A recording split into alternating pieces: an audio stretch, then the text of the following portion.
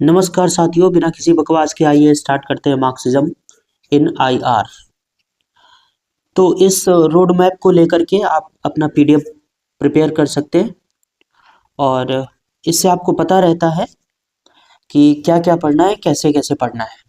तो इस वीडियो को पूरा देखिए और फिर आप अपने नोट्स बना सकते हैं।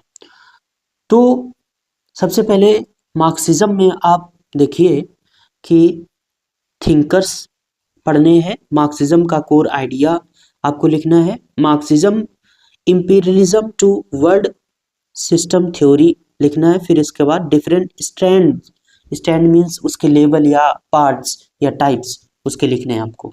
ठीक है, तो थिंकर्स में किस किस किन किन थिंकर्स का हम जिक्र करेंगे मार्क्सिज्म में, उनको देख लेते हैं। सबसे पहले मार्क्स। मार्क्स आपको पता है, मार्क्सिज्म तो मार्क्स से ही टीचिंग पर बेस्ड था।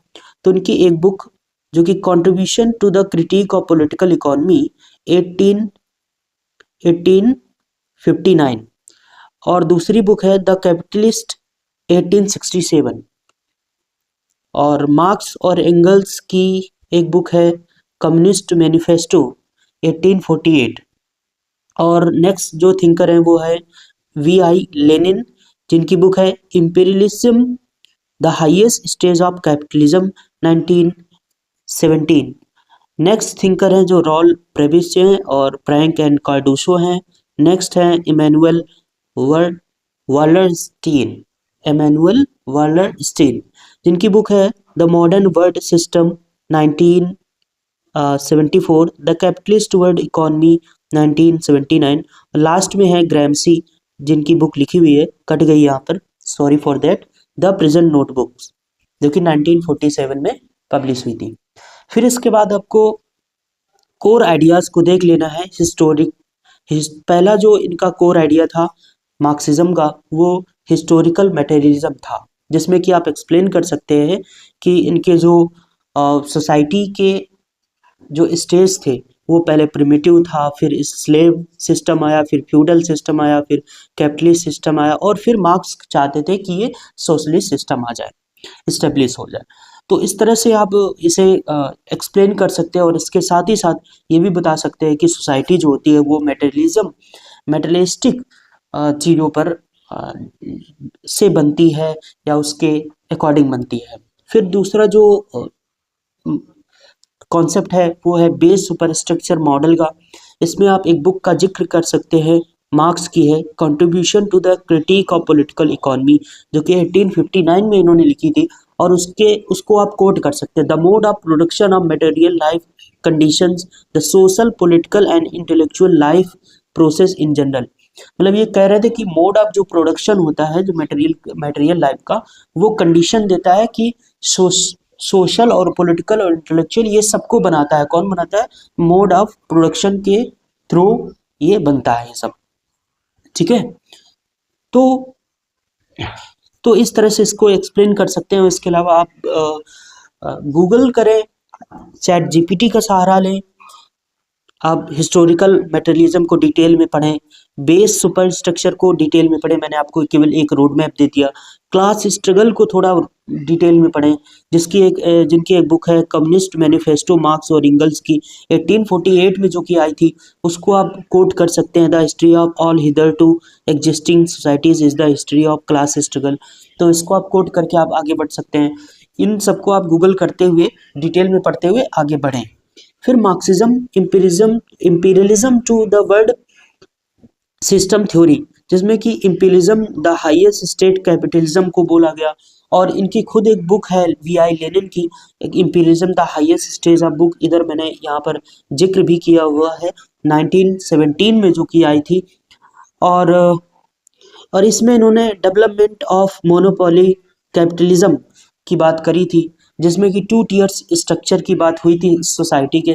पहला था कोर नेशंस और पेरिफेरी नेशन। कोर नेशन वो नेशंस थे जो बहुत ज़्यादा बेनिफिट कमाते थे और रॉ मटेरियल लेते थे। पेरिफेरी नेशन से उनको कोर नेशन बोला जाता था। कोर नेशन मीन्स आप बोल सकते हैं कि जो हाईएस्ट लेवल पर था क्लास का था और पेरिफेरी जो नेशन था वो सबॉर्डिनेट क्लास का था, ऐसे बोल सकते हैं आप। ठीक है, बाकी आप इसे डिटेल में गूगल से पढ़िएगा और फिर इसे पीडीएफ या नोट्स आप बना सकते हैं और ऐसे करके आप एग्जाम में लिख सकते हैं। फिर आप डिपेंडेंसी थ्योरी को एक्सप्लेन कर सकते हैं, जिसमें कि रॉल प्रेबिस, सही से अगर मैं प्रोनाउंस नहीं कर पा रहा हूँ, I am sorry for that. तो आप इनकी जो डिपेंडेंसी थ्योरी थी उसमें आप इनका जिक्र कर सकते हैं और इन्होंने कहा था कि पेरिफेरी डिपेंड्स अपॉन कोर। ये कहते थे कि जो पेरिफेरी नेशंस है वो कोर नेशंस पे डिपेंड रहती है। इस तरह से आप एक्सप्लेन करते हुए इनको बता सकते हैं।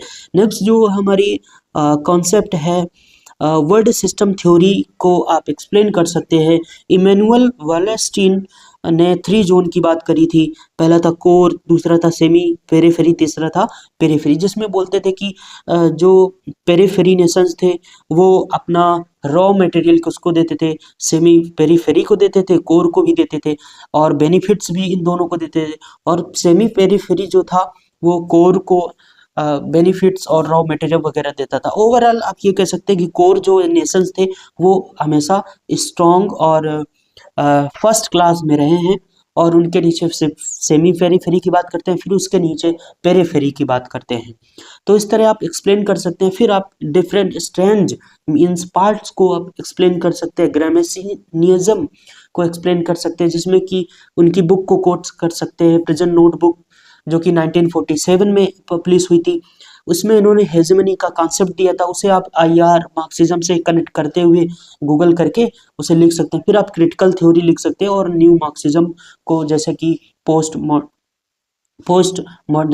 मॉडर्निज्म और फेमिनिज्म वगैरह वगैरह, आप इसे एक्सप्लेन करते हैं। ये एक मोटा मोटा रोड मैप था पूरा कि आप मार्क्सिज्म को आईआर में कैसे लिखेंगे। आप अगर आपके सिलेबस में है तो आप आपके लिए हेल्पफुल होगा।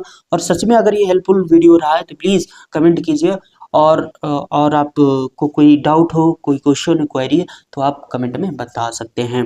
लाइक कर दीजिए, कमेंट कर दीजिए, सब्सक्राइब कर दीजिए और बहुत बहुत प्यार दीजिए। Thank you so much. मिलते हैं नेक्स्ट वीडियो में।